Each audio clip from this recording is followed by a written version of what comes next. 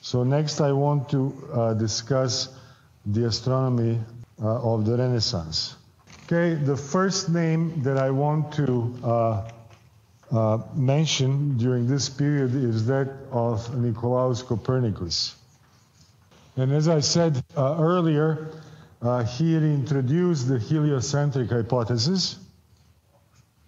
It stated that all planets, including Earth, move along the circular paths with the sun at the center of those circles.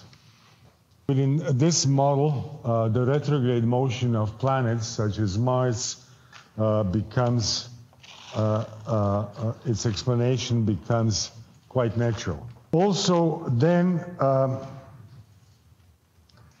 one can measure the relative distance of various planets from the sun using observations and geometry.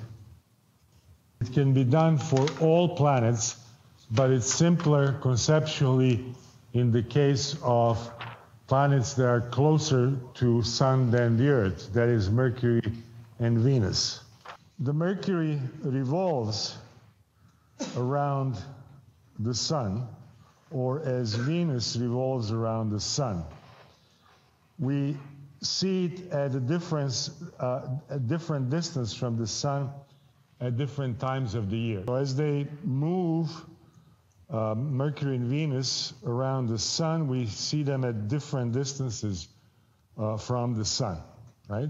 A different angular distance from the Sun, if you will. So we see them at the largest angular distance when the line joining the planets, say Mercury and the Sun, and the line joining the Earth and the Mercury forms a right angle, 90 degrees. The same in the case of Venus. We see Venus at the largest angular distance from the Sun when the line joining Venus with the Sun is perpendicular to the line joining Earth and the Venus. So when this angle here is 90 degrees. So one can measure the angle at which we see the Mercury and Venus when they are the largest angular distance from the Sun. In the case of Mercury, it is 28 degrees. And in the case of Venus, it's 47 degrees. You cannot see Venus at the angular distance from the Sun that is bigger than 47 degrees. It can only be smaller. Say if Venus is located here, then this angle is going to be less than 47 degrees. So once you have a right angle triangle and you know you can measure one angle, like here 28 for Earth, Mercury, Sun triangle, you know the other angle, which is 90 degrees, and then you know the proportion in which the two sides of the triangle are, based on similar triangles, because similar triangles are triangles of any shape that have all the angles that are the same. That is, their sides are parallel to each other. So if I have these two triangles with identical angles, and I have three sides on one of them and three sides on the bigger one, right? Then I know that the corresponding sides are in the same proportion, right? And A over C is going to be the same as big A over big C, and so on. So basically, once you measure the angle in a right angle triangle, you can find out the ratio of the two sides. You can find out what is the ratio of the distance between, say, Mercury and the Sun and Earth and the Sun. So you can determine the relative distance of Mercury from the Sun with respect to the Earth Sun distance.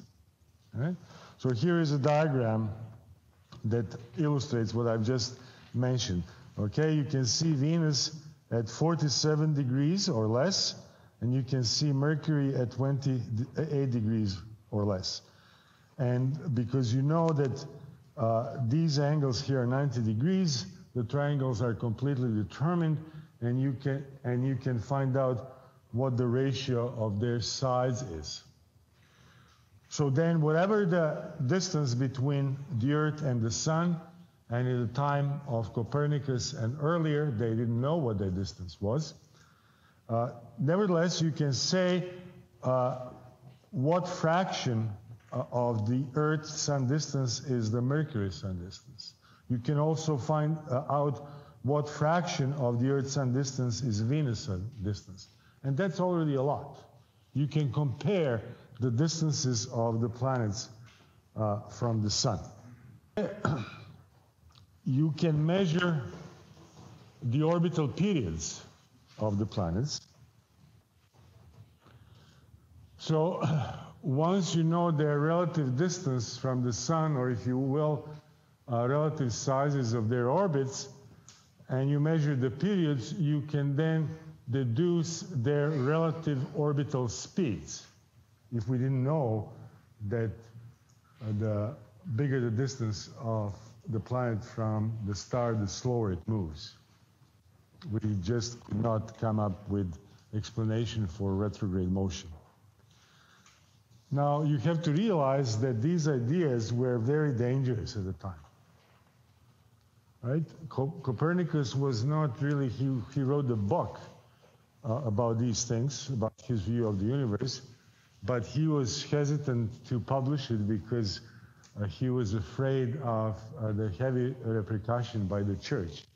I mean, people were put on stakes and burned. For instance, a monk, Giordano Bruno, was put on stake and burned just because he was saying that other stars are just other suns, like our suns. He sort of made a leap in concluding that basically these stars are just like our sun, except they are at much greater distance from us. Of course, that went against the teaching of the church that, you know, Earth is unique, and he wouldn't budge. I mean, he wouldn't, you know, admit that he was wrong, and he was burned at the stake. So it was extremely dangerous to live in those times, and if you were proponent of ideas like these, you could pay for it with your life. So he waited and waited and waited, and basically his book was out of print. I mean, was printed out of the presses on the day when he died. Okay. Now, regardless of these ideological struggles, still at that time, the main objection to this was just like in the time of Aristarchus.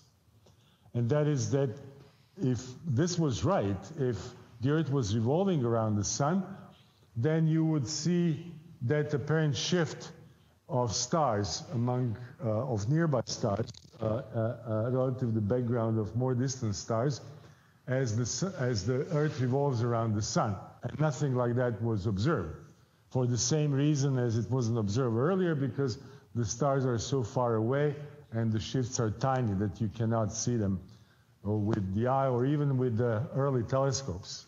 You could not detect the parallax shift.